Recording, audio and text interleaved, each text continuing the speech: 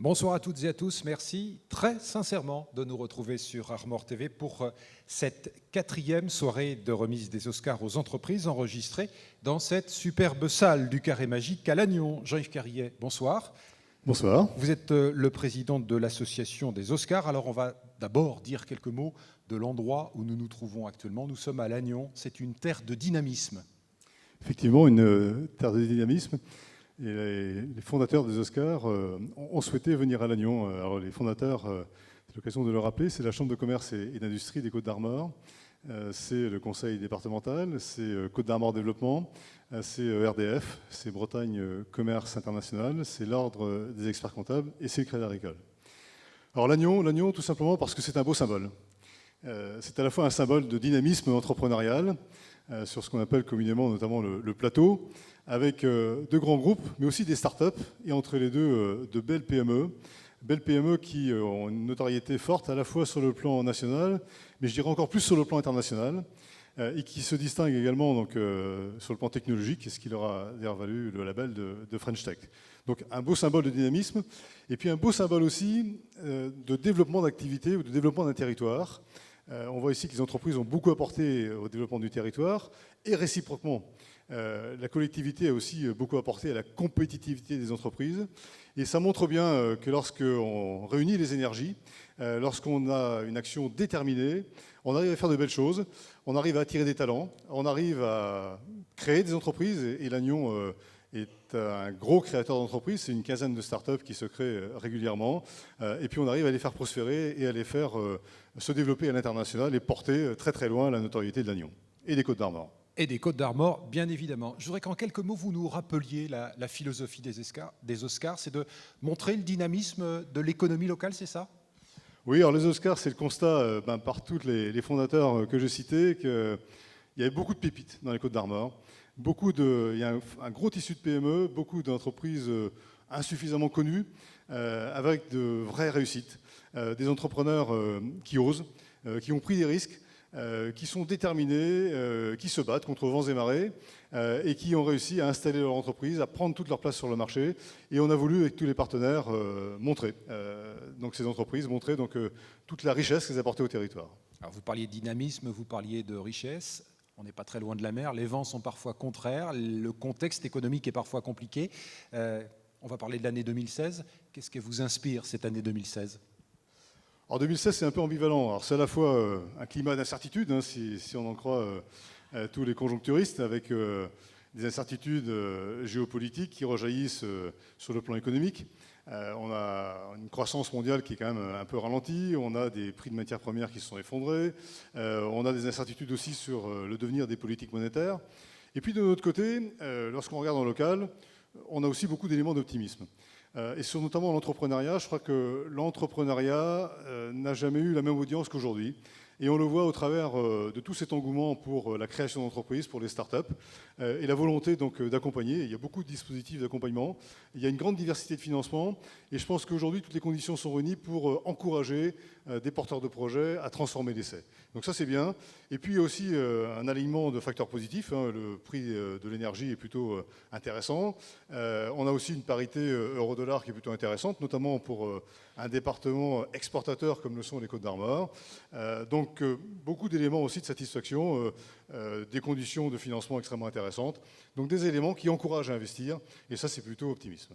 Alors ça, c'était pour 2016. On va revenir en images, si vous le voulez bien, sur 2015. On va d'ailleurs lancer cette invitation à ceux qui sont dans la salle et à ceux qui sont derrière leur petit écran. Et on va voir que l'association des Oscars a été particulièrement active en 2015, mais je n'en doute pas, ce sera également le cas en 2016. Allez, petit retour en images, si vous le voulez bien.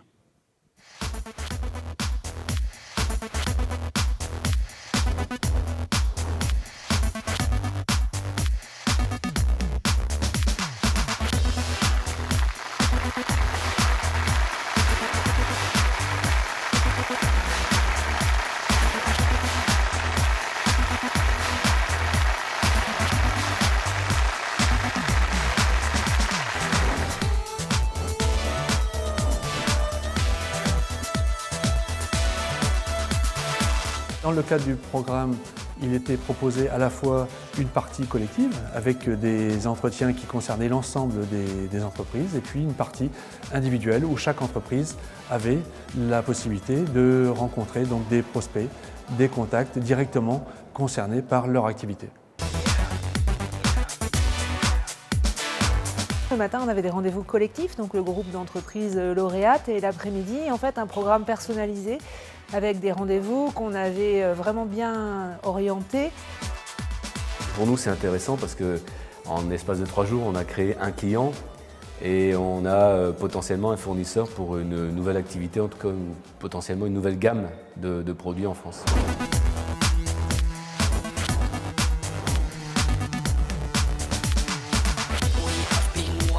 Bonjour à toutes et à tous, c'est toujours avec beaucoup de plaisir que je vous retrouve sur Armor TV pour cette émission des Oscars. Merci de nous accueillir. Et Keith Furus, vous êtes directeur de Côte d'Armor Développement. On va parler d'économie avec vous.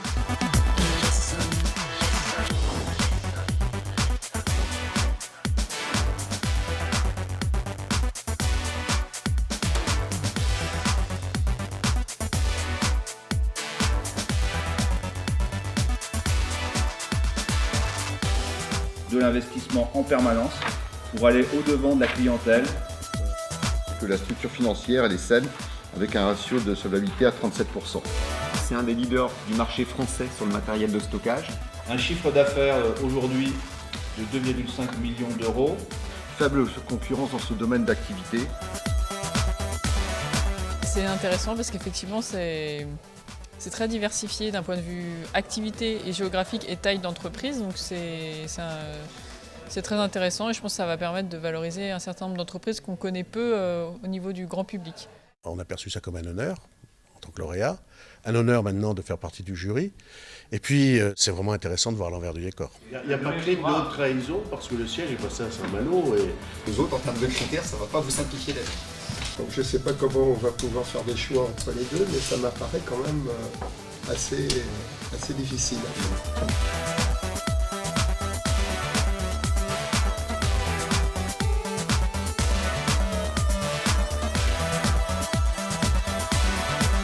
Moi je vous remercie tous de l'esprit dans lequel ça s'est fait et puis de l'assiduité et du travail de chacun. Voilà ce que j'avais à vous dire.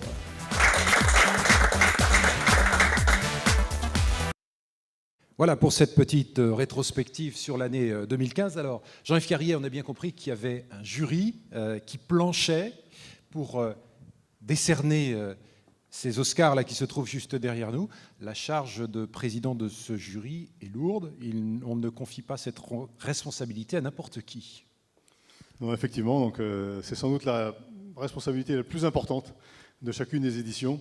Et c'est pour ça qu'on veut un chef d'entreprise expérimenté, sage, emblématique. Et cette année, donc, on était particulièrement gâtés donc, avec le président du jury. Que je vous laisse présenter. Donc, qui est Monsieur Alain Ledu, du groupe Ledu. Et que l'on va applaudir, bien évidemment. Venez nous rejoindre, s'il vous plaît, Alain Ledu.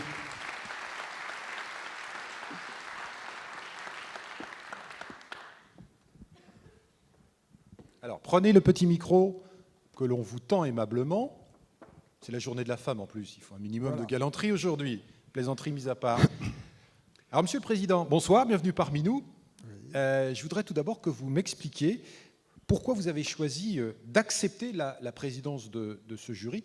On verra tout au long de cette émission, de cette soirée, que c'est une charge où il faut parfois prendre des décisions, il y a des arbitrages, c'est pas toujours simple. Bon alors, tout d'abord, bonsoir à toutes et à tous. C'est la journée de la femme aujourd'hui, donc je commence évidemment par les femmes, c'est naturel. Si j'ai accepté parce qu'on me l'a proposé, et je remercie d'abord les organisateurs d'avoir pensé. C'est une expérience assez unique et vraiment étonnante pour ma part. Et je suis ravi de m'être prêté à la présidence du jury. Alors ce soir, on met le président en avant, mais il ne faut pas oublier, bien évidemment, les autres membres du jury. Et non. Mais d'abord, je voudrais quand même dire que j'ai été sensible en acceptant à l'esprit des Oscars. Il s'agit bien, comme l'a rappelé M. Carrier tout à l'heure, d'honorer les entrepreneurs qui sont derrière les entreprises, qui par je dirais, leur engagement, leur volonté, leur prise de risque, la qualité de leur management, ont su créer ou développer des entreprises qui doivent être et qui sont à mes yeux la fierté pour notre département.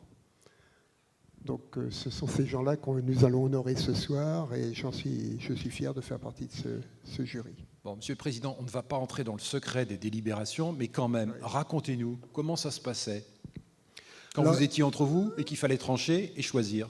Alors d'abord, le jury, c'est d'abord des personnes d'origine très diverses, ce qui fait qu'on a eu un brassage de sensibilité assez important pour choisir les lauréats. Donc ça, c'était essentiel. Ensuite, on a quand même travaillé deux séances de 4 heures, ça fait 8 heures, pour éplucher 55 dossiers qui nous ont été présentés et qui représentent un travail pour constituer ces dossiers qui mérite quand même qu'on félicite les organisateurs également. Merci pour ces premiers éléments. Vous allez m'accompagner tout au long de cette soirée puisque vous serez notre grand témoin. On va vous demander maintenant, s'il vous plaît, d'applaudir et d'accueillir Marie-Christine Cotin. C'est la 2e vice-présidente du conseil départemental.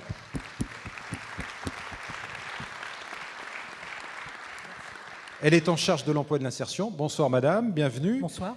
Alors, effectivement, vous êtes à la tête d'un secteur essentiel pour le dynamisme du territoire. Je voudrais qu'en quelques mots, vous nous expliquiez quelles sont les grandes lignes de la politique que vous entendez mener à la tête du département.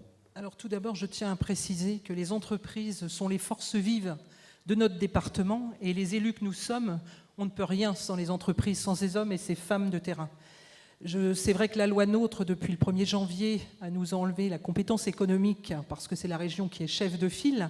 Mais le département n'a pas l'intention de lâcher les entreprises. Il compte de les soutenir, bien sûr en cofinancement avec la région, avec les EPCI, et nous serons là aussi pour les aider dans leurs projets et tout ce qu'ils pourront mettre en place, parce que c'est important. Moi, ma vice-présidence, c'est l'insertion, et je ne vois pas comment on peut répondre à l'insertion sans la valeur des entreprises. Donc c'est ma haute considération et celle du département. Vous le disiez, on va s'appuyer sur les forces de ce département. Il y a des ressources, elles sont évidentes. On va en découvrir quelques-unes ce soir. C'est un terreau fertile et intéressant pour un élu, pour des élus. Oui, tout à fait. De toute façon, quelle que soit la thématique dans laquelle on se trouve au niveau du département, on ne peut rien faire sans ce tissu économique. Ça nous emmène nulle part. Je vais citer le tourisme, qui est la 2e activité économique de notre territoire. Et ça, franchement, on mettra tout en œuvre pour le soutenir, parce que qui dit le tourisme apporte forcément du plus à toutes les entreprises du territoire. Alors vous le disiez, les élus ont leur part de responsabilité dans ce dynamisme économique, mais on ne peut rien faire sans les femmes et sans les hommes qui font vivre ces entreprises. Tout à fait. Ce sont ces femmes et ces hommes de terrain, ces gens qui se lèvent tous les jours, qui sont face à leur travail, qui n'est pas toujours très facile d'ailleurs.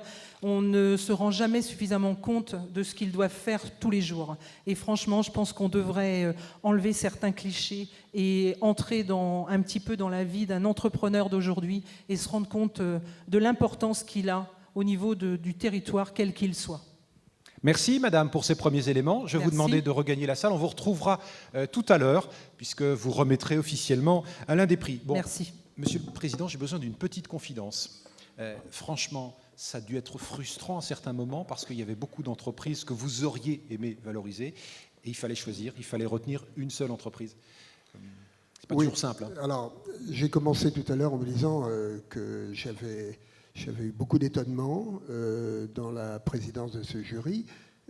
Il y a dans ce département des quantités d'entreprises que nous ne connaissons pas bien et qui sont, vous avez employé le terme de pépites tout à l'heure, oui, il y a de très belles entreprises dans ce département, mais souvent très discrètes et méconnues. Eh bien, c'est tout l'intérêt des Oscars et on va en distinguer quelques-unes ce soir. Je vais vous demander de vous installer là-bas, puisque vous allez effectivement nous accompagner tout au long de cette émission. Et on va entrer, si vous le voulez bien, dans le vif du sujet avec notre premier Oscar, c'est celui du développement à l'international. Et je vais maintenant accueillir Hervène Léon pour le lancement officiel de la remise des trophées. Je vous demande également de l'applaudir.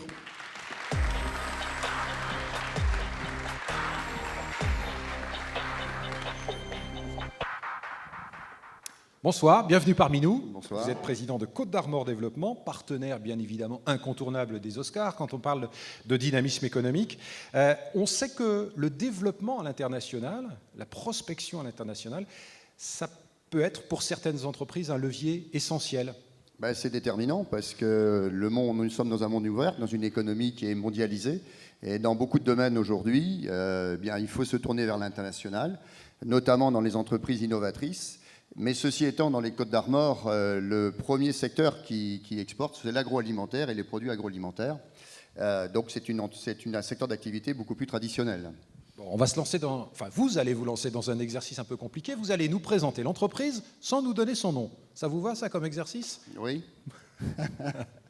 C'est très compliqué. Hein. C'est une entreprise qui œuvre pas dans un endroit très industriel, en centre-Bretagne, et qui est sur un secteur bien particulier et qui est au cœur de son bassin de production. Voilà ce que je peux dire. C'est déjà pas mal. Je sais que l'exercice est compliqué. Je vais arrêter de vous taquiner. On va nommer cette entreprise et surtout on va appeler son dirigeant pour lui remettre officiellement le premier Oscar de la soirée. Pour l'Oscar du développement à l'international, c'est l'entreprise. Ah, ça c'est pour vous. C'est pour moi. Ah, c'est vous, ça c'est vous. Vitalac. Allez, on applaudit et c'est son président, Gilbert Le Calvet, qui est parmi nous ce soir.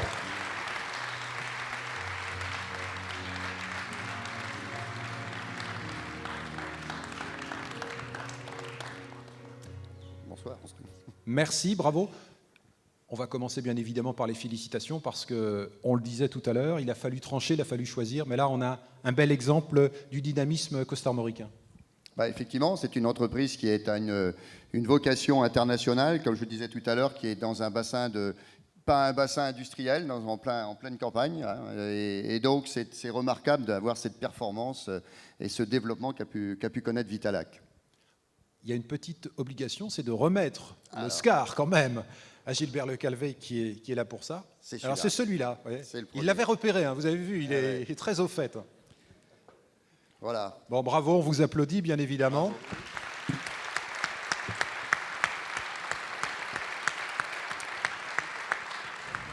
Voilà, il pèse son poids, c'est ce que vous êtes en train de... Mais vous l'avez bien mérité. Alors, avant de vous donner la parole, Monsieur Le Calvet, on va découvrir votre entreprise en images à travers un reportage qui a tourné pour Armor TV. Céline Mélanie, on voit ce reportage et ensuite on poursuit notre discussion avec nos invités.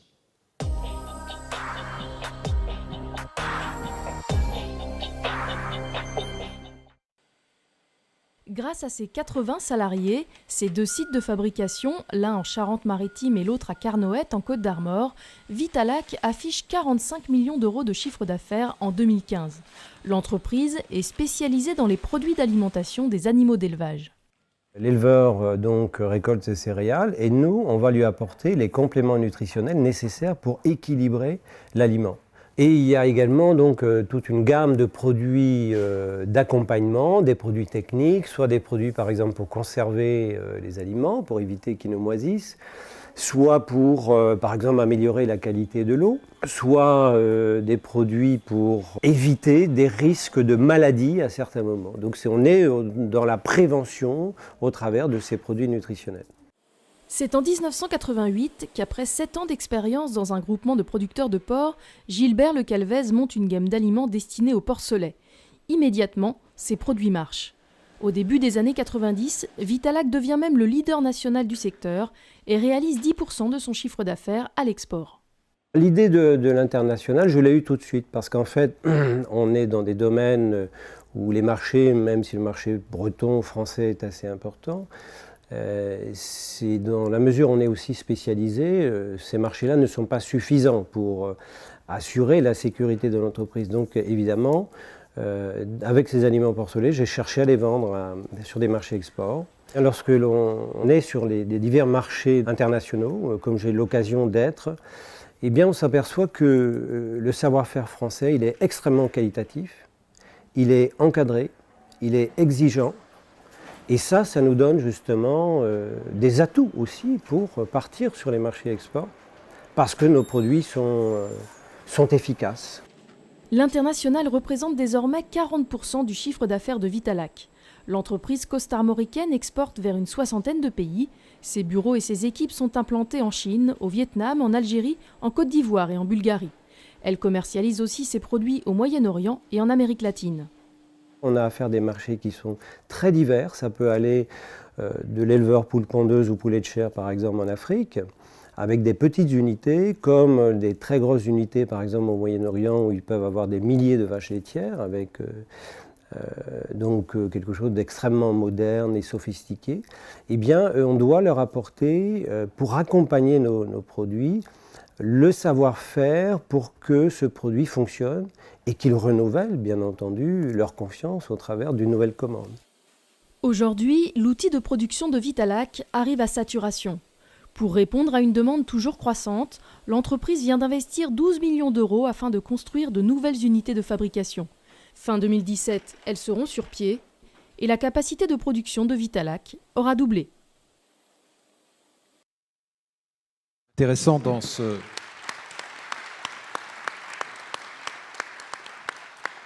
Il y a beaucoup d'éléments intéressants dans ce reportage tourné par Céline Méloni. Moi, ce que je retiens notamment, c'est cette phrase. Vous dites aux chefs d'entreprise, on a des produits de qualité en France, on a des savoir-faire. Finalement, il faut se faire peut-être un peu plus confiance. Oui, bien sûr, le savoir-faire français est de très très haut niveau. Et justement, lorsque l'on est sur ces marchés export, on se rend compte que cette qualité, justement, est reconnue, certainement beaucoup plus reconnue à l'étranger que par nous-mêmes, ici en France. Et c'est un atout, justement, exceptionnel pour vendre des produits à l'étranger. Donc il faut en être conscient. Le savoir-faire français est de très haut niveau et ça facilite l'exportation. Vous avez été surpris de voir effectivement que le savoir-faire français était autant reconnu à l'étranger. Vous le dites, on est peut-être plus reconnu à l'étranger qu'ici en France. Oui, la France est réputée, si on parle de l'alimentation, elle est réputée. Avec la ses Bretagne produits, est réputée, les Côtes d'Armor sont réputées. Mais si on parle de l'alimentation animale, d'une manière générale, c'est vrai que dans ces marchés, on va considérer d'emblée que le savoir-faire français, les produits français sont forcément de bonne qualité. Mais c'est aussi une réalité, parce que lorsque l'on va sur ces marchés, on se rend compte que le niveau d'exigence que nous avons nous permet de produire du haut niveau et des produits aussi en avance par rapport à l'exigence réglementaire et l'exigence des consommateurs. Lorsque l'on veut, par exemple, faire des produits sans antibiotiques en alimentation animale, eh bien, le savoir-faire français, il est très en avance. Et ça, c'est un atout exceptionnel pour aller sur des marchés à l'export. Ça nous permet d'être reconnus, de concrétiser des marchés avec des grands groupes. Donc, mais il faut y aller. Il faut y aller. La question suivante est pour Hervé Léon. Oui, Gilbert Le Calvet, on l'a vu, vous êtes à Carnouët. Il y a le Carnouët qui se développe aussi en matière de tourisme avec la vallée des Saints, mais on voit qu'on peut réussir à l'export de Carnouët. Ce choix d'être implanté au cœur du bassin de production, est-ce qu'il est délibéré ? Alors, en fait, ce n'est pas forcément un choix personnel. J'ai commencé mon activité avec un outil industriel qui existait là-bas. Et s'il existait là-bas, c'est qu'il y avait de bonnes raisons. Parce que c'est le centre-Bretagne, parce qu'on est au cœur d'un bassin de production animale. Et être en centre-Bretagne, c'est pour moi être au cœur de son marché, être entouré d'éleveurs. Et c'est une base nécessaire, justement, pour partir sur les marchés export. Je dirais que, en conclusion, c'est un atout d'être à Carnouët. C'est un atout. On sait que l'export, c'est parfois compliqué. Est-ce qu'il faut se faire accompagner parce qu'il y a des structures pour ça ? Oui, bien sûr, il faut se faire accompagner, il faut connaître les marchés, il faut d'abord savoir si ces produits sont exportables. Bon, il y a un certain nombre de conditions à réunir et pour cela, on est accompagné évidemment. Il y a autour de nous tout un réseau, je parlerai de Bretagne Commerce International, je parlais d'autres associations qui ont des spécialistes, des professionnels qu'il faut bien entendu consulter dans un premier temps pour savoir si ces produits sont exportables, sous quelles conditions, quels sont les frais de douane. Il y a un ensemble de petits détails comme ça qui sont nécessaires avant de partir à l'aventure de l'export. L'aventure de l'export, c'est pas toujours simple effectivement, mais vous avez parfaitement réussi dans cette aventure-là. Président Ledu, un mot sur ce lauréat. C'est une belle histoire. Bon, d'abord, c'est une entreprise de l'agroalimentaire, une filière importante dans notre département, comme vous l'avez dit. Savoir créer de la richesse dans notre région en allant vendre dans le monde entier, vous en êtes rendu là, monsieur le Calvez, aujourd'hui, en allant vendre dans le monde entier la part de l'aliment qui fait la valeur ajoutée, dans le fond, sur l'aliment, eh bien, écoutez, moi, je suis admiratif et je veux vous féliciter. Voilà. On va vous féliciter à notre tour. Un grand bravo. On va vous inviter à rejoindre la salle, tout comme Hervé Léon. Vous n'oubliez pas, bien évidemment, l'Oscar. Bravo à vous. On va continuer à dérouler notre soirée. Je vais maintenant demander à Roger Andrieux de venir me rejoindre devant les Oscars. Sous vos applaudissements, bien évidemment.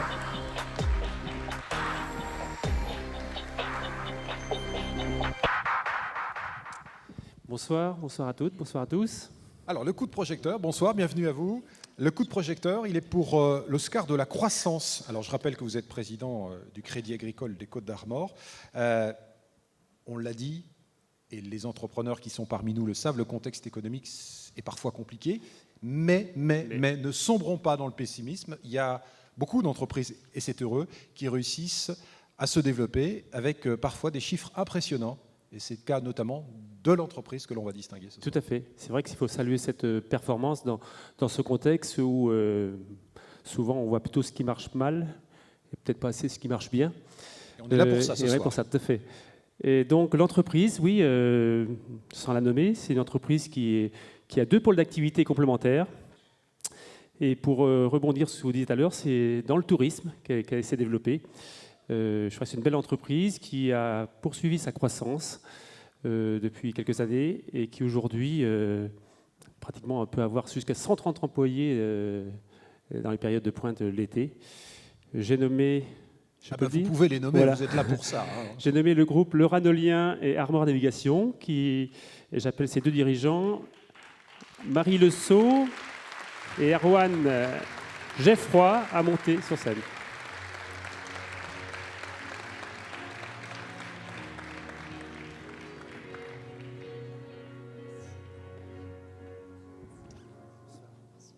Bonsoir, bienvenue à tous les deux. Alors, on va remettre officiellement cet Oscar de la croissance. C'est la journée de la femme, c'est une évidence. C'est pour Marie Le Sceau. Mais bien évidemment, le trophée est partagé par toute l'équipe. On va proposer une invitation au voyage, parce qu'avec vous, on voyage. On va prendre un grand bol d'air, un peu plus haut là-bas du côté de Perros-Guirec. On va d'ailleurs découvrir cette entreprise en images. Ça va un peu nous donner un avant-goût des vacances d'été. Vous allez voir, c'est très sympa.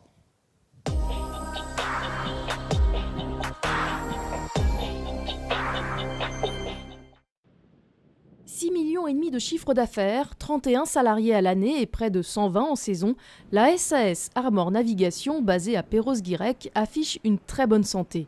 Deux activités principales, les excursions maritimes et l'hôtellerie de plein air. La société naît en 1994 lorsque deux familles d'armateurs s'associent pour mutualiser leurs moyens et racheter une petite entreprise de transport maritime.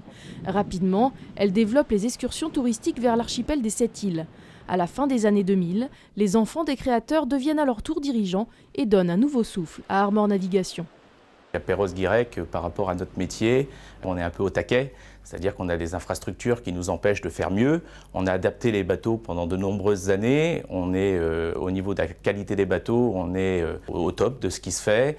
Donc j'avais effectivement envie de voler vers d'autres projets et d'essayer de les mener à bien et surtout d'imprimer notre marque de fabrique, celle qu'on nous a apprise sur le terrain à Perros-Guirec, d'essayer de le transporter vers Erquy et vers Saint-Malo. Les jeunes dirigeants étoffent alors leur rayon d'action. En 2007, ils mettent en place une ligne pour découvrir le château du Taureau au large de Morlaix. En 2011, ils proposent des excursions maritimes vers le cap d'Erquy et le cap Fréhel, tout en prenant une participation dans la compagnie corsaire de Saint-Malo. En plus de ces trajets réguliers, Armor Navigation est aussi présente sur de nombreux départs de courses océaniques et manifestations nautiques. Aujourd'hui, les 7 bateaux de l'entreprise transportent environ 120 000 passagers par an. Mais Armor Navigation, c'est aussi de l'hôtellerie de plein air.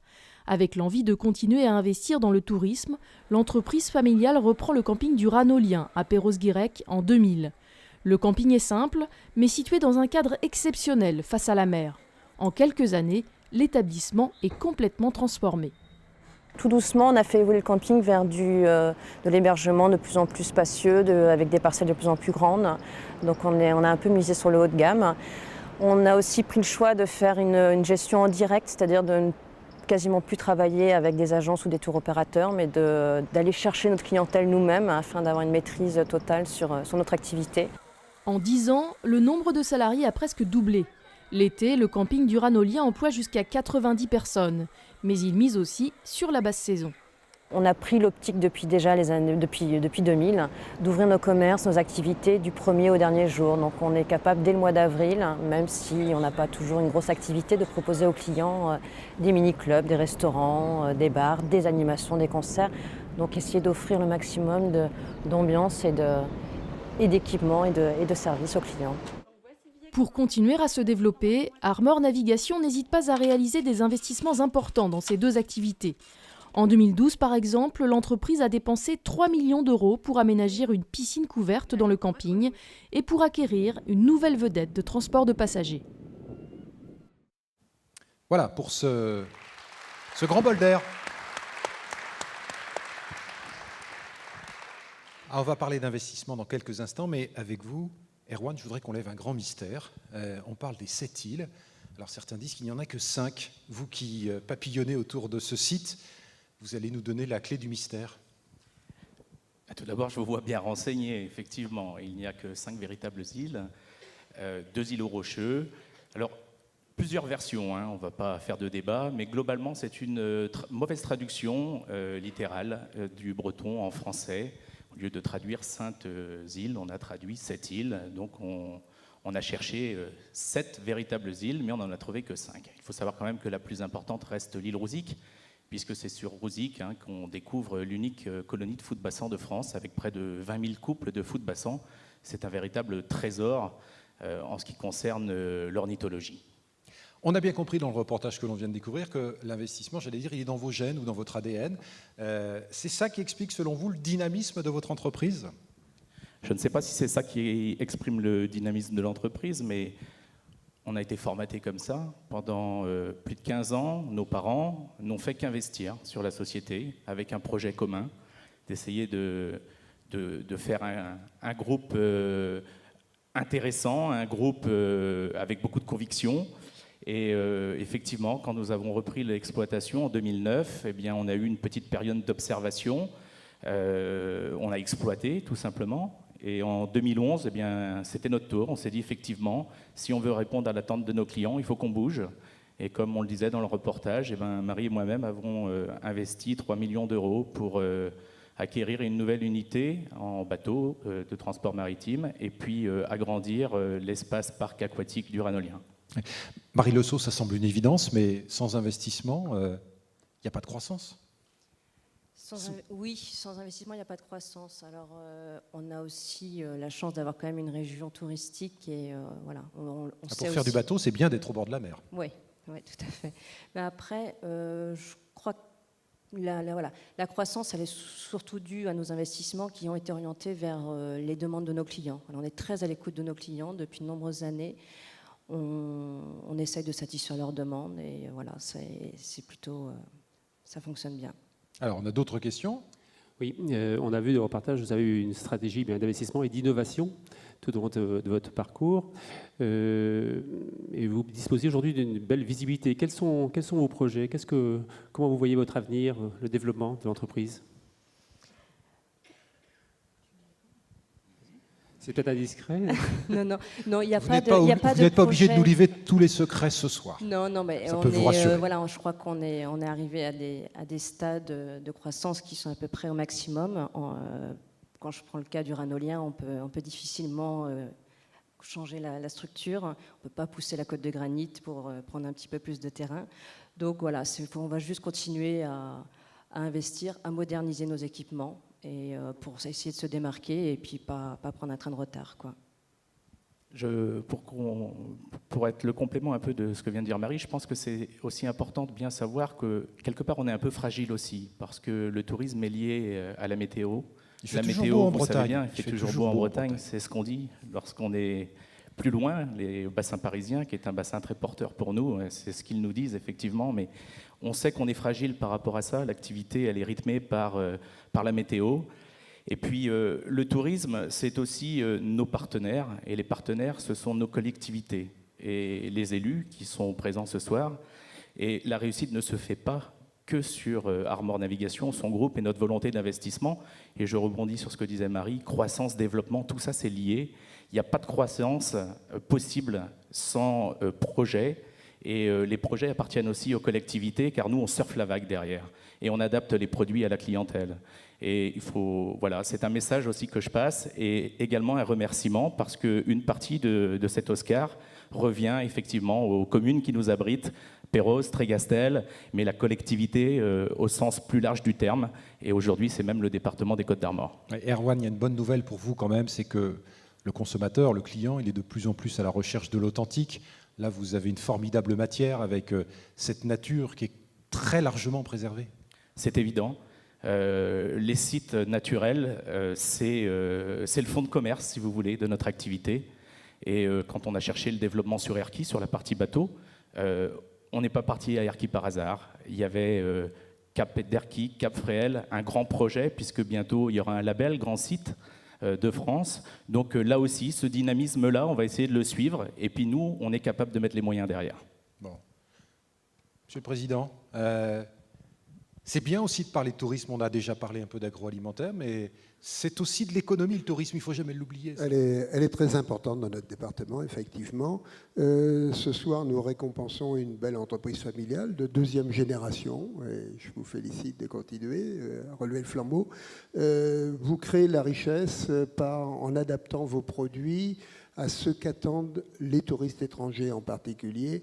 Et ça, c'est important parce que vous faites venir la richesse chez nous. Et je crois que c'est un peu le modèle sur lequel travaille tout le tourisme dans notre département. En tout cas, vous êtes l'exemple, parmi tant d'autres sans doute, mais de cette réussite. Merci. Bravo. Bon, en tout cas, ne changez rien, restez comme vous êtes et il y aura plein de belles choses pour votre entreprise ou vos entreprises. Merci à vous également Roger Andrieux.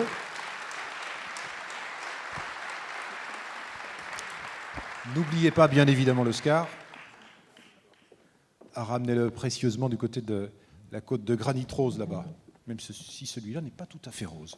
Allez, on va faire une petite pause dans cette émission, dans cette séquence de remise des Oscars. On va vous parler de quelque chose d'important qui s'est déroulé au mois d'octobre dernier, et je vais appeler pour cela Jacques Mallet, qui est le directeur territorial de RDF, soutien des Oscars, Patrick Cadiou, qui est directeur des opérations de Bretagne Commerce Industrie, également soutien des Oscars, et Thierry Truch, président de ST Industrie, lauréat 2015 des Oscars, à venir me rejoindre sur scène. Messieurs, il y en a deux. Où est Thierry? Il est là, il arrive. Voilà. Bon, vous pouvez applaudir Thierry, un peu comme ça. Il sait se faire désirer, il fait ça très bien. Allez, je vous taquine. Bonsoir Thierry, je vous retrouve avec plaisir. Parce qu'on rappelle bien évidemment que votre entreprise a été distinguée en 2015. Ce qui vous a amené, mais ça on en reparlera plus tard, à aller du côté de l'Allemagne. Alors, je vais me tourner vers les deux soutiens des Oscars. Je voudrais que vous m'expliquiez très simplement pourquoi vous avez décidé d'accompagner cette initiative. Bien, bonsoir à toutes et à tous. Alors tout d'abord, ERDF, c'est d'abord le premier distributeur d'électricité en Europe, avec des coûts de distribution qui sont situés parmi les plus bas. Mais c'est aussi et surtout une entreprise de proximité, un acteur économique qui contribuent au développement économique, social et sociétal du territoire. Ce sont notamment au travers des investissements importants de modernisation, de développement, de numérisation des réseaux de distribution d'électricité, investissements qui sont réalisés avec des partenaires tels que le groupe Ledu, qui est incontournable dans la distribution d'électricité, notamment dans les Côtes-d'Armor et en Bretagne. C'est aussi des entreprises comme Sagemcom, à Tadden, qui contribue au développement du compteur numérique que l'on met en place sur toute la France aujourd'hui. Voilà. Et donc c'est important d'accompagner toutes les initiatives qui contribuent à mettre en valeur les talents, les compétences, le savoir-faire des entreprises des Côtes d'Armor. C'est la raison pour laquelle on apporte notre soutien depuis des années à cette opération. Et que vous allez continuer à apporter votre soutien, bien bien évidemment. Du côté de BCI. Oui, bonsoir. Donc j'excuse déjà Vincent Chamaret qui devait être là, qui est là, donc je le remplace au pied levé. Puis ravi d'être parmi vous ce soir. BCI, juste pour ceux qui ne connaissent pas, outil régional d'accompagnement des entreprises sur les marchés internationaux, dire hors hexagone, et 2300 sociétés, je crois, comptabilisées en 2015 dans nos opérations, et piloté par un directoire, un président Gilles Fallin, que certains connaissent, président fondateur du groupe SIL. Pour BCI, les Oscars, comme pour beaucoup de gens, je dirais c'est une grande bouffée d'oxygène. On parle entreprises qui sont dans l'excellence, qui frôlent l'excellence, qui regardent au-delà des frontières. Quand les marchés sont atones, en Bretagne, en France, aller chercher des points de croissance en Asie, à l'Est, aux Amériques, où vous voulez, c'est pour pérenniser l'entreprise, c'est dans les gènes un peu chez nous. Donc c'est que du bonheur, c'est un honneur. Et la démarche Oscar, on l'accompagne depuis peu en Côte d'Armor, puisque c'était la première fois, je crois, pour la 3e promotion. On est partenaire aussi de vos confrères du 35, depuis une dizaine d'années maintenant.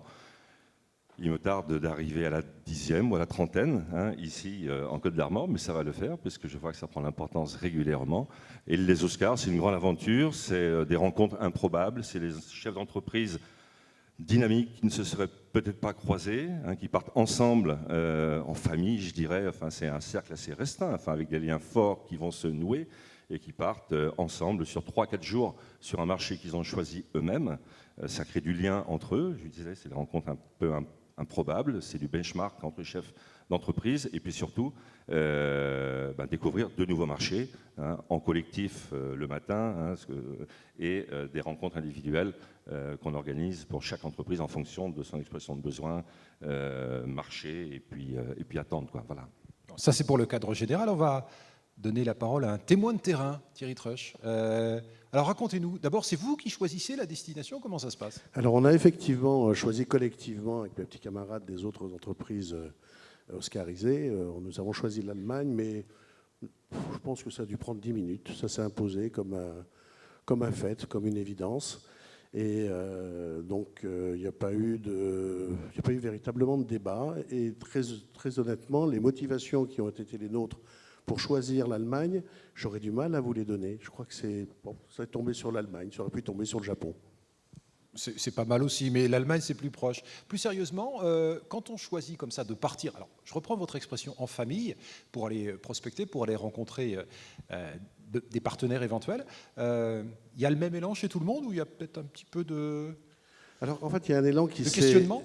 Non, ça c'est une dynamique très positive qui s'est mise en œuvre quasiment après le premier vol. Dans la première salle d'attente, on a commencé à mieux se connaître et avoir envie d'échanger parce qu'en fait on a des préoccupations qui, quel que soit notre métier, notre service, le service que nous rendons ou le produit que nous fabriquons, on a des préoccupations transversales de chefs d'entreprise qui sont les mêmes. Et puis on avait la chance d'être aussi très très bien encadré par Frédéric Barbier, que je tiens à remercier, et puis par monsieur Hervé, David Hervé, du Crédit Agricole, qui ont été finalement membres à part entière de cette petite famille, pour reprendre votre expression, de cette petite famille qui a été très solidaire et joyeuse et active pendant 5 jours consécutifs. Alors vous avez bien travaillé là-bas. Il y a eu des retombées. Alors il y a des retombées, je parle de mon entreprise. Les retombées, en fait, il y a eu un phénomène d'accélération. On avait vaguement l'idée et le projet de sortir un peu des frontières du Grand Ouest et national pour aborder le marché export, mais ça nous paraissait pas nécessairement un projet immédiat. Et en fait, il y a eu un véritable phénomène d'accélération qui se traduit par 2 conventions avec Bretagne Commerce International, l'une d'hébergement en Allemagne l'autre de prospection, qui se traduit par un dossier COFAS qui est en cours d'instruction, et puis surtout par le recrutement d'un commercial export, un senior, j'entends par senior expérimenté, puisque c'est un gamin, on a le même âge, un senior donc, et puis donc expérimenté, trilingue, quadrilingue même, et qui connaît bien en fait les pays germanophones vers lesquels donc on va essayer de porter la flamme française et costarmoricaine. Et costarmoricaine. D'un mot, Thierry Troche, si c'était à refaire, il faut le refaire, bien évidemment. Bien évidemment. Et puis, alors, d'un mot, un grand merci à tous ceux grâce auxquels cette aventure, qui j'espère ne sera pas une aventure aventureuse, cette aventure a été rendue possible. Merci. Je voulais juste rajouter un mot. Les Oscars, c'est important de le souligner, sont la seule opération que notre directoire souhaite pérenniser chez nous et sponsoriser. Donc on est partenaire, sponsor des Oscars, qui est la seule opération que nous sponsorisons en Bretagne. Merci messieurs. Je vais vous demander s'il vous plaît de regagner la salle.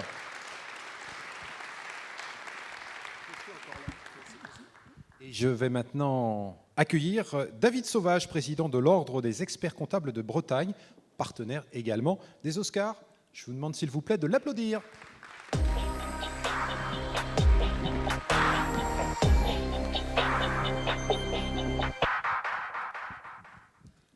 Bonsoir David. Bonsoir. Merci d'être parmi nous. Alors on va décerner, vous allez décerner cet Oscar. C'est l'Oscar du développement durable.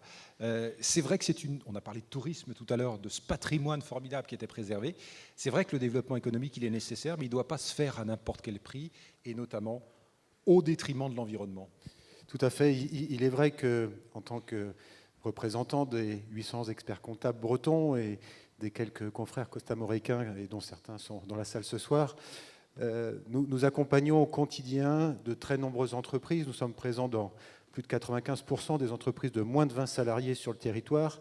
Et aujourd'hui, nous faisons face à des développements économiques, des croissances, et sur des secteurs d'activité tout à fait différents et tout à fait intéressants. Et le développement durable fait partie aujourd'hui des développements économiques, tout comme les autres secteurs d'activité beaucoup plus anciens et beaucoup plus traditionnels.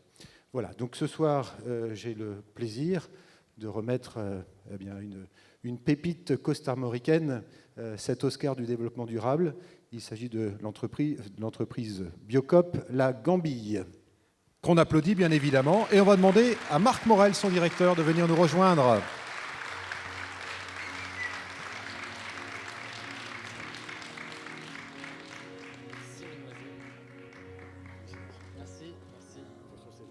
C'est lourd.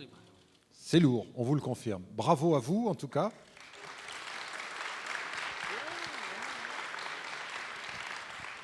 Alors, on insistera tout à l'heure sur cette dimension, mais il y a aussi cette dimension collective. Vous êtes venu avec votre fan club. Oui, on a fait quelques brochettes là dans la salle. Là, il y a notamment 2 belles brochettes au 4e et 5e rang. Donc, les autres travaillent, hein, les magasins sont ouverts, les 4 magasins sont ouverts, mais en gros, la moitié des collègues sont parmi nous ce soir. Et ce trophée est aussi pour vous. Je ne fais que le porter, mais c'est grâce à vous qu'on est là ce soir. Donc merci à tous. On parlait de ces valeurs humaines qui sont très importantes au sein des entreprises. Vous en êtes l'illustration. On va découvrir d'ailleurs votre entreprise avec une aventure. On va dire que c'est une aventure qui a démarré il y a maintenant 33 ans, c'est ça? On n'en dit pas plus. On découvre tout ça en images.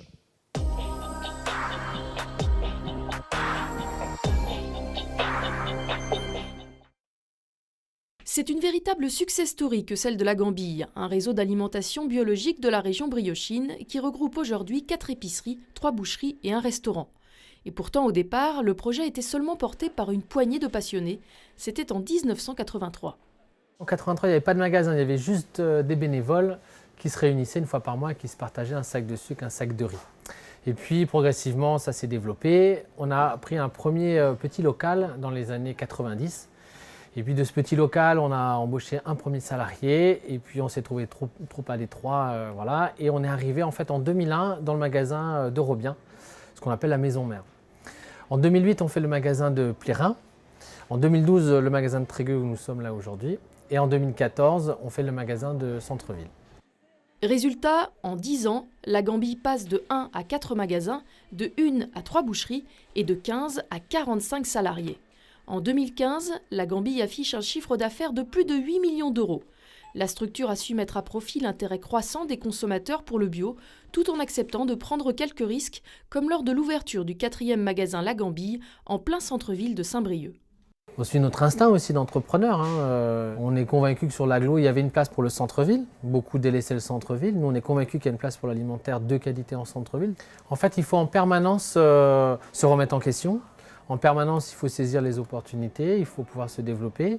Là, on a récupéré une petite cellule, on s'est agrandi de 17 mètres carrés, mais du coup, on a augmenté la cave, le vrac, l'épicerie. Donc à chaque fois, on saisit des petites opportunités pour continuer notre développement. Ce jour-là, justement, au magasin de Plérin, c'est jour de rénovation. L'épicerie est fermée au public, mais à l'intérieur, les salariés s'activent pour réaménager les rayons. Aujourd'hui, donc, nous changeons donc la gondole de frais qui était relativement vieillissante. Donc, on va en remettre une autre, ce qui va permettre de pouvoir donc proposer plus de choix aux clients. Nous, en tant que salariés, nous proposons des choses parce qu'il est évident que c'est notre outil de travail. J'ai pu faire des propositions quand nous avons monté le rayon donc, fruits et légumes. J'ai fait des propositions donc, justement à la direction. L'une des fiertés de la Gambie, c'est aussi son restaurant installé à Trégueux. Tous les midis, des plats végétariens ou non sont mijotés avec les produits du magasin situé juste à côté. Des projets comme celui-ci, Marc Morel en a plein la tête. Nous, on accompagne un changement sociétal. Donc, ce n'est pas simplement distribuer des produits, mais c'est aussi accompagner le changement de mentalité des consommateurs. Donc, on va continuer à monter des magasins, on va continuer à impliquer les consommateurs, à impliquer les salariés. Et demain, oui, on a des projets d'agrandissement de magasins existants, on a des projets de déménagement. La Gambie envisage même d'essaimer sur des petites villes. À Ploua, Montcontour ou Plaintel, peut-être verrons-nous d'ici quelques années fleurir de petites épiceries bio, équitables et solidaires.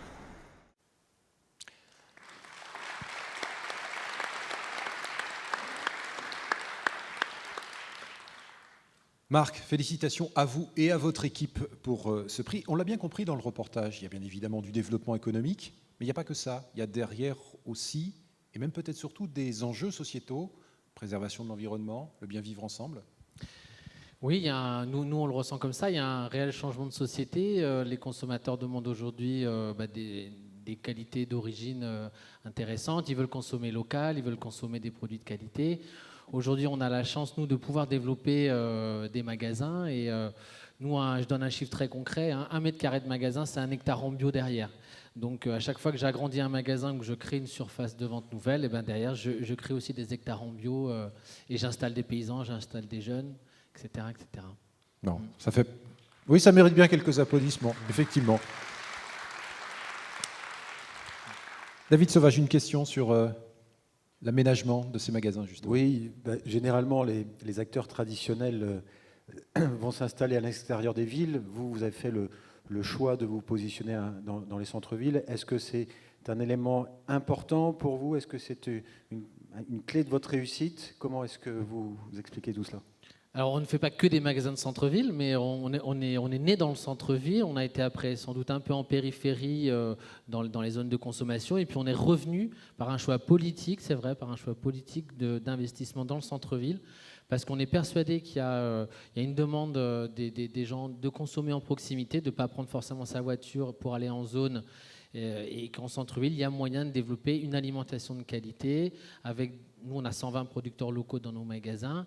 Et donc les gens sont contents de pouvoir descendre en bas de chez eux, trouver une épicerie fine, de qualité, distribuant des produits locaux, bio.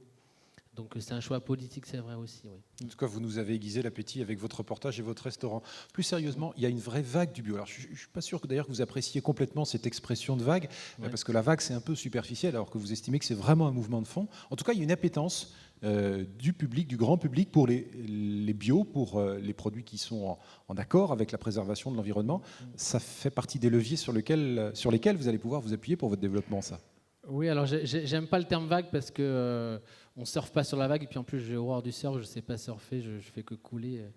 Donc, mais en tout cas, nous on sent qu'il y a une demande réelle de la société. Pourquoi? Pour consommer des produits locaux, je l'ai déjà dit, mais aussi pour créer de l'emploi. Nous, notre triptyque, il est simple, hein, c'est des hectares en bio, de la consommation bio, que ce soit dans les cantines ou dans les assiettes des consommateurs, et créer de l'emploi durable. C'est ça qui nous anime, c'est ça le projet de la coopérative. Et je crois qu'aujourd'hui, il y a une écoute et une entente des citoyens là-dessus. Ouais. Président Ledu, votre regard là sur ce lauréat. Alors vous avez bien compris, il ne faut pas utiliser le terme vague. Ça m'embête bien parce que j'avais prévu de l'utiliser.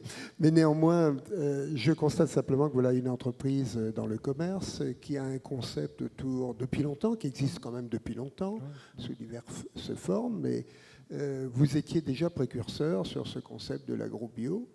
Alors, effectivement, on peut employer le terme de vague, mais aujourd'hui, c'est très à la mode. Vous avez la capacité aujourd'hui d'être en phase avec un marché qui est très porteur. Et là, vous en profitez, vous vous développez, vous vous faites plaisir, dans le fond, avec votre équipe. En tout cas, moi, je dis, c'est ça l'entreprise, c'est saisir l'opportunité et puis foncer quand on a toutes les raisons d'y aller. En tout cas, c'est très entreprenant et votre réussite est effectivement... au rendez-vous, c'est normal. Oui, mais je dirais tout le monde en profite. C'est-à-dire que la réussite de la Gambie, c'est le consommateur, nous les salariés qui rendons service, et derrière, c'est les producteurs. Donc c'est vraiment un enjeu de filière derrière ce type de projet. Et je suis très fier aussi que la Gambie reçoive le prix, parce que c'est l'économie sociale et solidaire aujourd'hui aussi qu'on récompense.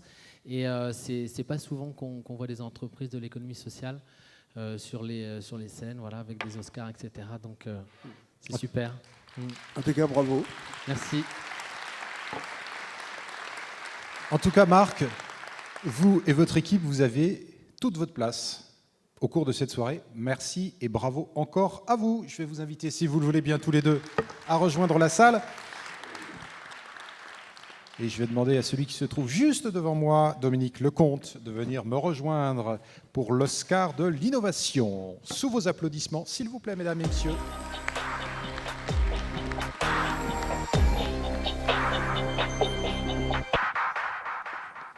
Bonsoir à tous. Bonsoir Dominique Lecomte. L'innovation, alors on a parlé des moteurs pour développer son entreprise. On a parlé de l'export, on a parlé de différents points, on a parlé de préservation de l'environnement, de valeurs également. Mais l'innovation, la recherche, le développement, c'est là encore quelque chose d'essentiel. Mais l'innovation, c'est le nerf de la guerre. Une entreprise qui n'innove pas ne se développe pas. Donc, par essence, l'innovation est nécessaire au développement, à la croissance des entreprises. D'ailleurs, l'innovation, ce n'est pas forcément que de l'innovation technique, technologique. C'est aussi de l'innovation organisationnelle, c'est l'évolution dans les process, c'est aussi l'innovation en matière sociale. Tous les domaines peuvent faire l'objet d'innovation. Alors, je vais plutôt vous laisser dévoiler le nom de l'entreprise qui obtient cette année l'Oscar de l'innovation. Alors, c'est une entreprise qui est bien connue dans le secteur. Nous sommes un territoire d'innovation, tout le monde le sait. C'est connu. Et nous avons la chance de remettre ce prix ce soir à une entreprise, à une start-up lagnonnaise qui connaît dans son domaine d'activité un développement significatif grâce aux innovations justement que ses dirigeants ont pu mettre en œuvre. Il s'agit donc d'une véritable start-up puisque c'est une entreprise qui a moins de 3 ans. Et si vous le voulez bien, on va appeler l'entreprise Apisi et son dirigeant Michel Lostis. Que l'on applaudit bien évidemment parce que vous allez voir que c'est une entreprise avec des chiffres de croissance absolument remarquables. Alors, ce n'est pas le 1er avril, Michel.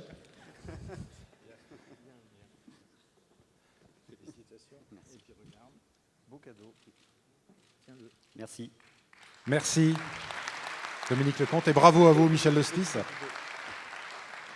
Avant de vous donner la parole, on va faire un peu de pédagogie. On va voir ce qui se passe chez vous. Je vous le disais, il y a des choses extrêmement intéressantes, extrêmement pointues, vous allez le voir également. On est vraiment à la pointe des nouvelles technologies. On regarde ce reportage et bien évidemment, ensuite, on donne la parole au chef d'entreprise.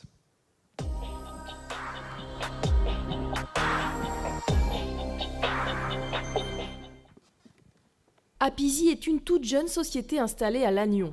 En 2013, ces 2 créateurs se lancent dans des solutions de communication sur le web à destination des entreprises. Il développe alors 3 applications complémentaires. EasyChat, un système de chat qui permet aux clients des sites de vente en ligne de discuter directement avec un conseiller. La start-up développe également EasyLink, une application de communication interne qui permet aux salariés d'une entreprise de communiquer par chat ou par visioconférence et d'échanger des documents de façon simple et automatisée. La 3e application développée par la start-up est sans doute la plus étonnante, elle s'appelle EasyDiag.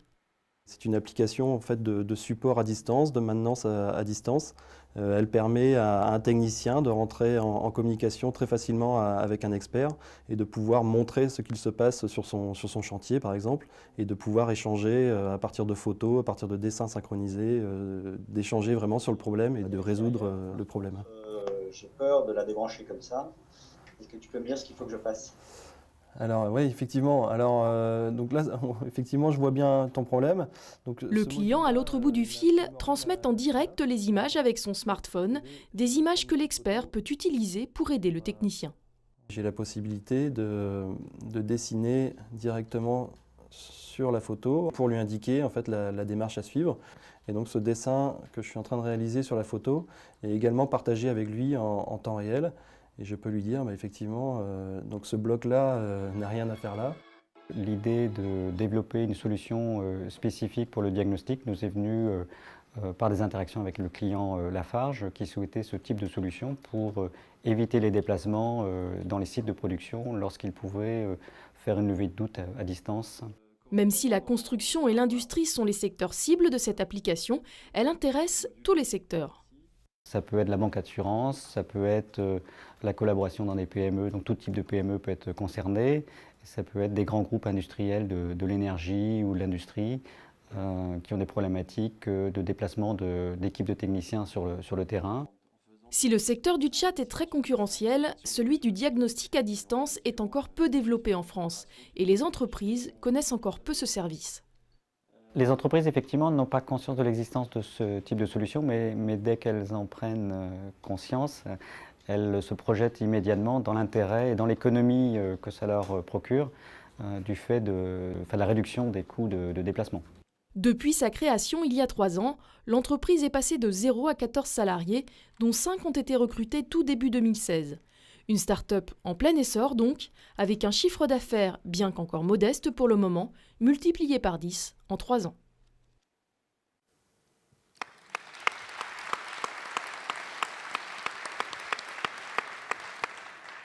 Michel Hostis, d'abord félicitations. Et puis je crois que vous allez faire des envieux quand même. Il y a beaucoup de chefs d'entreprise dans la salle ce soir.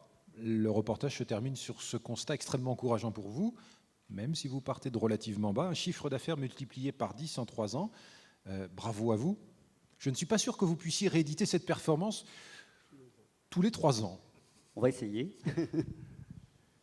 Et donc ça fait effectivement, donc on est aux 3 premières années de l'entreprise, donc la multiplication par 10 ne représente pas grand-chose, mais je crois qu'il y a beaucoup d'intérêt pour ce type de produit. On l'a vu tout à l'heure par l'économie qu'on peut procurer aux entreprises, et donc effectivement, il y a un potentiel important. Alors, il y a on est dans une terre de communication ici. On a bien compris que c'est un marché qui allait pouvoir continuer à augmenter de façon assez significative. Il y a encore beaucoup d'entreprises qui ne connaissent pas les services que vous mettez à leur disposition. Alors c'est vrai que vous avez tous entendu parler autour de vous de la révolution digitale. Là, je crois qu'on est vraiment dans l'exécution de la révolution digitale. Aujourd'hui, le digital arrive dans toutes les entreprises et toutes les entreprises vont devoir y aller. Et avec ce type d'innovation, on peut simplifier, optimiser la vie des entreprises. Dominique Lecomte. Michel, on est à l'aube d'une évolution numérique sans précédent. Pour toi, c'est un mythe ou c'est une réalité ? Non, c'est clairement une réalité. C'est un peu ce que je disais tout de suite. C'est que aujourd'hui, on parle beaucoup d'ubérisation de l'économie. Il y a une crainte de l'économie traditionnelle sur le bouleversement que peut procurer l'Internet ou le digital dans l'entreprise. Et donc, on est vraiment dans une révolution aujourd'hui. Alors, vous parliez de révolution, Michel Hostis. Ça veut dire que derrière tout ça, il faut aussi des compétences humaines pour être en capacité de répondre aux besoins des entreprises. Ça aussi, c'est un des enjeux pour les entreprises de façon globale, mais pour les entreprises de très haute technologie comme la vôtre, c'est un des challenges à relever.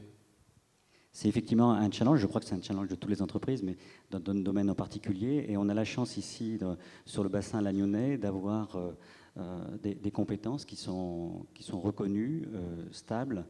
Et ce type de projet ne peut exister que par les compétences, que par les femmes et les hommes qui sont à bord. Alain Ledu, votre regard là, sur cette entreprise, on a parlé de tourisme, on a parlé d'agroalimentaire, là on est dans la haute technologie, c'est ça aujourd'hui l'économie également? Également, oui, c'est surtout l'avenir avec les startups, quand elles réussissent, quand elles ont des produits qui peuvent rentrer en phase avec le marché, comme je disais tout à l'heure, c'est important.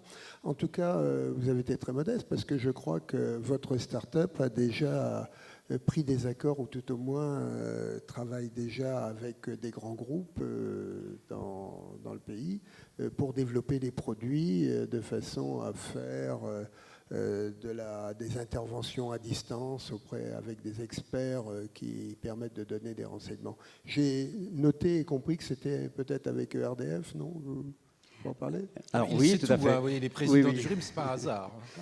Il y a un bon réseau, si je puis dire. Je m'intéresse à ce qui se passe. Vous avez raison sur 2 points. Ce qui n'a pas été précisé dans le reportage de tout à l'heure, c'est que les solutions sont utilisables bien sûr sur un smartphone, une tablette, un navigateur sur un PC, mais aussi à partir de lunettes connectées. Et un des usages en particulier dans le domaine médical, c'est de permettre à un expert chirurgien à distance d'assister un chirurgien durant une opération. Donc ça, c'est un usage dans le médical. Et dans l'industrie, de la même façon, de pouvoir finalement recevoir une assistance en main libre par ce biais-là. Et je dois dire qu'on a été aussi surpris de l'accueil des grands groupes. Pour nous qui sommes une petite PME, de l'accueil des grands groupes, de l'innovation ou des évolutions technologiques qu'on peut leur apporter. Et tu as cité le groupe ERDF, effectivement, avec qui on travaille sur 2 projets, dont un qui est déployé, un second là, qui est en cours de déploiement. Ouais. Bon, des lunettes où on peut voir à plusieurs, c'est quand même une révolution, hein, même si ça paraît simple. Enfin, c'est une façon simpliste, sans doute, de résumer l'action. Je voudrais dire une deuxième chose, puisqu'on parle de start-up.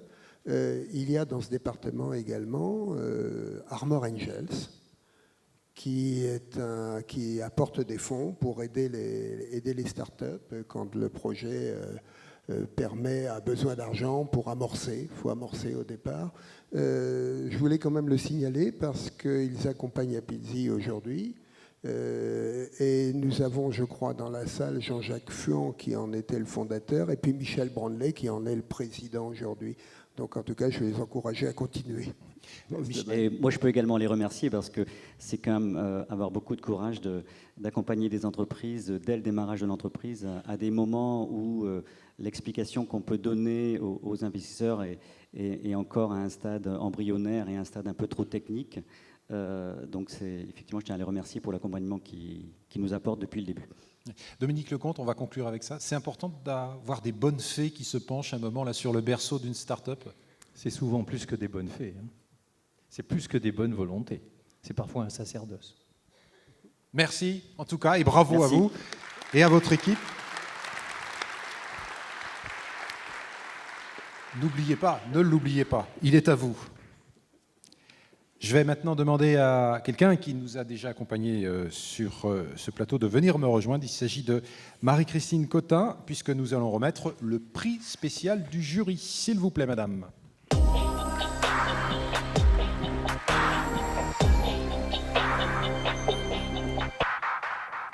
Bon, on conclut avec vous cette soirée avec ce prix spécial du jury.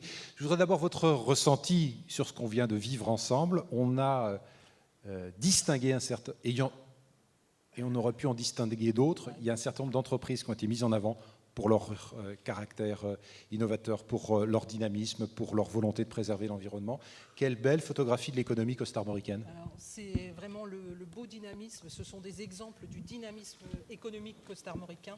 Ce sont des hommes et des femmes qui... Alors, on va vous demander de monter un Pardon. Ce sont des hommes et des femmes qui ont de l'envie, de l'audace et qui osent. Et aujourd'hui, c'est bien d'oser, à mon sens. Oser, continuer à oser, et c'est ce qui fait la force de ce territoire. Alors, prix spécial du jury, c'est important. Oui. Alors, c'est vrai que cette entreprise, elle est issue d'un territoire, enfin de notre territoire, mais d'un endroit qui est remarquable déjà par l'innovation. Et cette entreprise n'en manque pas, parce qu'elle œuvre dans 2 thématiques qui sont complètement aux antipodes. Donc, pour ce prix spécial du jury, je demande à M. Madoré de l'entreprise Quedic Madoré de venir nous rejoindre.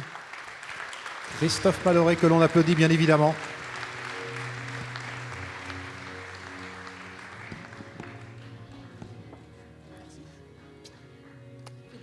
Merci beaucoup.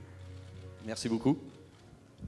Bravo à vous. On va voir que l'histoire de votre entreprise, elle est assez singulière. On va découvrir ça en images et puis surtout, vous allez nous raconter tout cela par la suite, compléter ce reportage, parce que vous êtes quasiment un adepte du grand écart. On passe de l'agroalimentaire à l'hôtellerie. Vous allez voir, c'est assez remarquable et c'est pour ça que vous recevez ce soir ce prix spécial du jury. On voit le reportage et on en parle ensuite.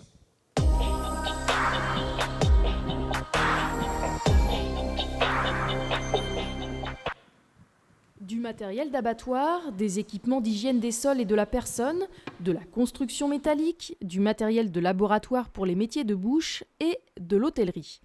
Quedic Madoré Holding a investi des domaines d'activité très éclectiques. Le groupe familial basé à Loudéac, mais possédant de nombreuses filiales dans toute la France, a été créé en 1982 par 3 associés. À l'origine, la société concevait et vendait des équipements destinés à l'industrie de la viande. Mais très vite, elle se diversifie. Dans les années 80, l'agroalimentaire en Bretagne était très dynamique, dans les années 90 également. Donc c'est vrai que l'entreprise a eu un développement très rapide, avec des succès financiers assez rapides également. Donc tout de suite, rapidement, est venue l'idée de se développer soit géographiquement, ou soit, je dirais, en s'assurant l'approvisionnement de certains équipements qui étaient difficiles à trouver sur le marché à l'époque. Au début des années 90, au moment des difficultés économiques liées à la guerre du Golfe, une opportunité se présente aux dirigeants de la holding, celle de racheter un hôtel. Ils relèvent le défi. On a acheté des hôtels parce qu'on avait la volonté d'apprendre de nouveaux métiers. C'était un moyen de diversification d'activité et puis un moyen aussi de sécuriser le patrimoine. Les 3 associés lancent alors la marque Brit Hotel. Certes, ils n'ont aucune expérience du secteur, mais ils possèdent une énorme soif d'entreprendre et de rester indépendants. Comment devenir performant quand on n'est pas du métier? On apprend, on se prend des claques parfois. En achetant différents types d'hôtels, on a acquis de l'expérience. Donc au fil du temps, on a appris tout ce métier. Et en plus, on recrute des directeurs de bon niveau que l'on motive avec des primes sur les résultats. Aujourd'hui, Brit Hotel, c'est un réseau de 105 hôtels sous licence de marque dans toute la France. Ce sont aussi 18 hôtels détenus en propre par le groupe qui font travailler 190 personnes. Ces hôtels en propre comptabilisent 170 000 nuitées par an, ce qui représente un chiffre d'affaires de 16 millions d'euros. Quant à l'activité industrielle du groupe, qui emploie 105 personnes, elle voit son chiffre d'affaires stagner depuis plusieurs années en raison d'un marché qui se réduit de plus en plus. Un chiffre d'affaires qui affiche tout de même 15 à 17 millions d'euros selon les années. C'est vrai que la partie industrielle, aujourd'hui, mais les choses peuvent changer d'ici 5 ans ou 10 ans, mais aujourd'hui, il n'y a pas d'objectif de se développer hors nos marchés que nous maîtrisons et les entreprises que nous avons. C'est donc essentiellement vers le secteur de l'hôtellerie que se porte le développement de Quedic Madoré Holding.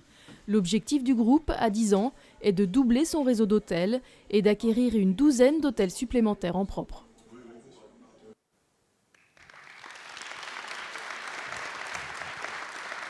Félicitations à vous, Christophe Madoré, et à votre équipe, bien évidemment, parce que c'est aussi l'histoire d'une équipe. Je voudrais quand même que vous nous livriez quelques secrets. Comment on passe de l'industrie à l'hôtellerie, parce que ce sont 2 domaines qui, a priori, n'ont pas beaucoup de points communs. Alors, félicitations surtout à la première génération qui a créé ce groupe.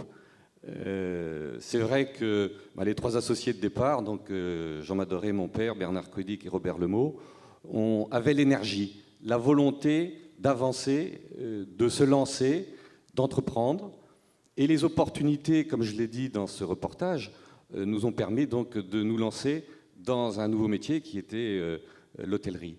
Je pense que ce qui caractérise la première génération et également la deuxième, que je représente avec le fils de M. Codic et M. Lerat, c'est voilà, la volonté d'apprendre, la volonté de découvrir de nouveaux horizons. Je pense que ça, c'est important. Et alors, je reprends votre expression, la capacité à prendre quelques claques aussi. On prend des claques. Ça, c'est clair que ça ne se fait pas, je dirais, aujourd'hui, on voit le résultat ce soir, mais ça ne se fait pas comme ça, simplement. On a les joues rouges, ça se fait dans la douleur. Hein.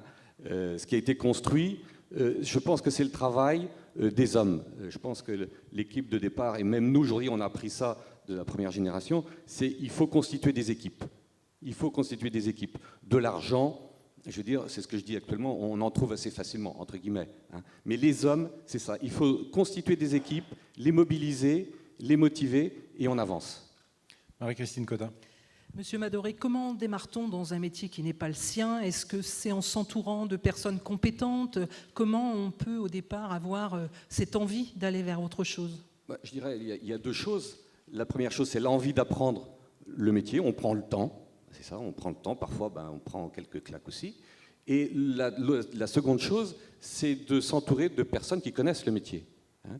Et je pense qu'une des forces de notre société, c'est de trouver des jeunes, de les propulser vers le devant de la scène. Parfois, ce n'est pas toujours facile. De les motiver et voilà, de donner la possibilité de prendre des risques. Et aujourd'hui, seriez-vous encore prêt à diversifier votre activité? Aujourd'hui, non. Aujourd'hui, comme on l'a dit dans le reportage, vous savez, la conjoncture est quand même assez difficile. On a deux défis. Le premier défi, c'est de pérenniser ce qui existe déjà dans l'industrie, par l'innovation, on en a parlé tout à l'heure.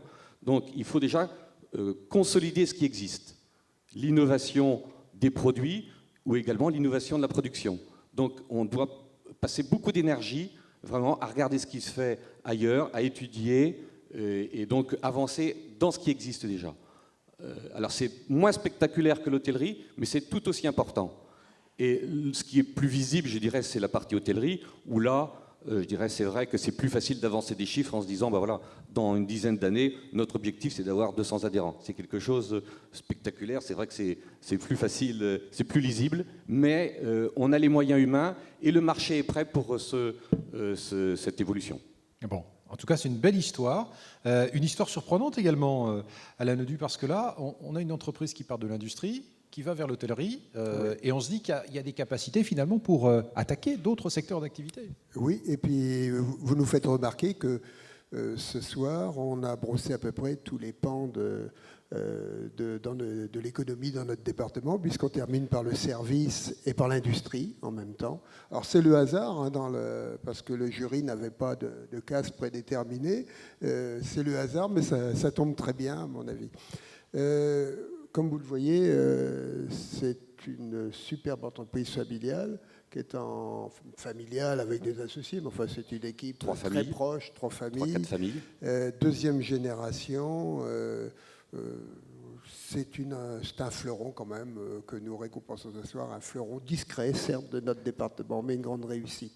En tout cas, moi je voudrais simplement souligner que réussir dans un métier, c'est déjà tellement difficile. Mais alors, réussir dans 2 métiers, moi je dirais, c'est un exploit. Voilà. Beaucoup d'énergie et de passion. Merci. Alain Neudu, reprenez le micro. C'était votre dernière intervention en tant que président de ce jury. J'étais ravi de partager ce moment en votre compagnie. Qu'est-ce que vous retenez là de cette expérience ? De cette expérience, j'étais pas très chaud au départ pour présider ce jury et surtout venir vous présenter le résultat de ces travaux avec un si grand public. Je suis ravi, c'est terminé. J'ai le sentiment, ça s'est bien passé. J'ai le sentiment que nos choix n'ont pas été trop contestés, en tout cas que le travail du jury, je l'espère, aura été apprécié et puis que la salle aura apprécié aura apprécié ces trophées que nous avons remis à des lauréats méritants, tous. Merci de votre investissement et puis merci aux autres membres du jury, bien évidemment. Allez. Il est l'heure pour nous de conclure cette émission. Je vais demander à Jean-Yves Carillet de venir me rejoindre sur scène. On avait démarré cette émission avec vous, on va la conclure avec vous.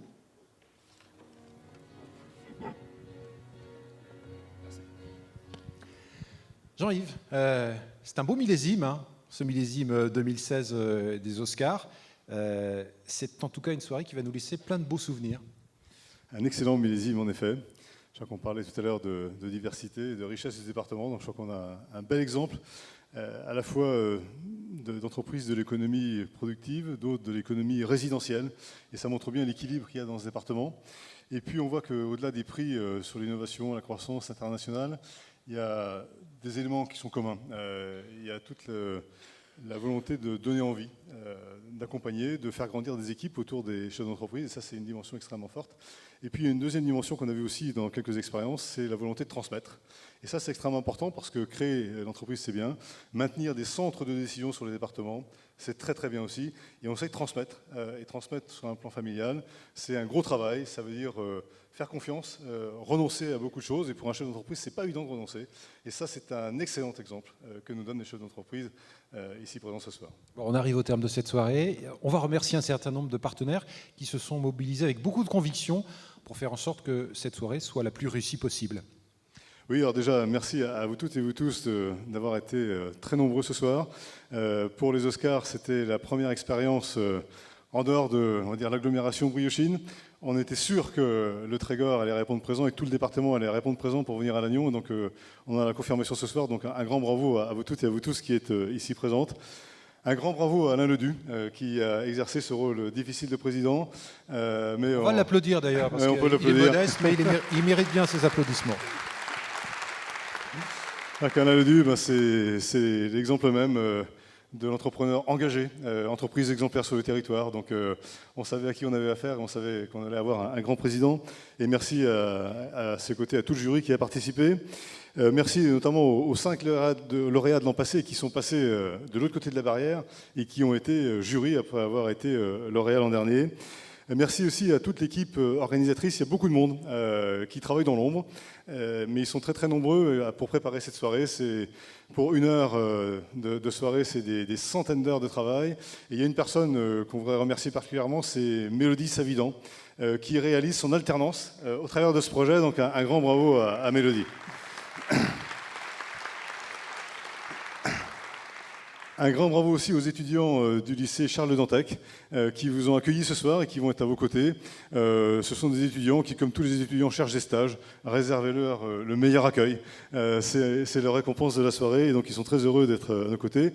Merci à la quinzaine d'entreprises costarmoricaines qui ont participé à la construction de cette soirée, et notamment Métafaire qui réalise cette très belle Oscar, qui a d'ailleurs eu un autre prix, je crois qu'elle est reconnue comme entreprise du patrimoine depuis quelques temps.